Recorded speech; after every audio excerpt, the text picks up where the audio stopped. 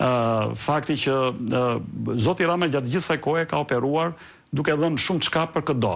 Qoftë në formë e premtimit, qoftë në formën, do të thonë ne kishim akuzonin dikur qeverinë Berisha për 300 mujahedin, mbajtën shkuan dhe morën 3000 të tjerë.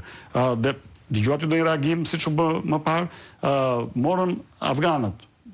A diskutim bën mirë, po themi si aksion politik. Si aksion politik.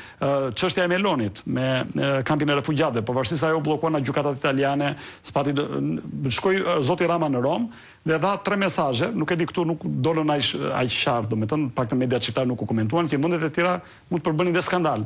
Kur tha që ne jemi dakord për sovranitet të sunguar, domethënë për marrëveshjet për një antarësim të pjesshëm të Shqipërisë, ne jemi dakord të na përfaqësoj komisioneri italian dhe ne jemi dakord mos kemi drejtën e vetos. E dini çfarë ka thënë ditën kohë kryeministri i Moldave dhe presidenti Zelenski i Ukrainës, ka thënë në asnjë mënyrë nuk do të pranojmë asnjë formulë e cila na redukton një shtet dytësor brenda Bashkimit Evropian.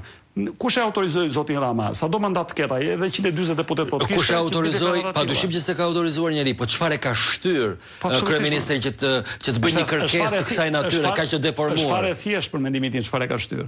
Atë ka shtyr sepse për të nuk ka rëndësi asgjë përveç fasadës. Për të nuk ka rëndësi a kemi ne përfitime apo jo, dhe të kemi një diskutim për kostot dhe përfitimet e Bashkimit Evropian nëse ne do arrim të hyjmë në vitin 2030. Sa shqiptar sa fermer do humbin, sa do fitojnë, sa bizneset vogla do rënohen, sa do rriten.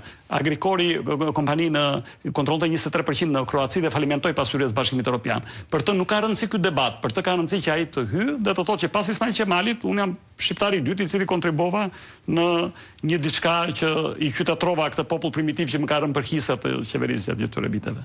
Dhe kjo është, mendoj unë, thelbi narcizit të kryeministrit, i cili natyrisht nuk merr vetëm veten e tij në qafë, por ka një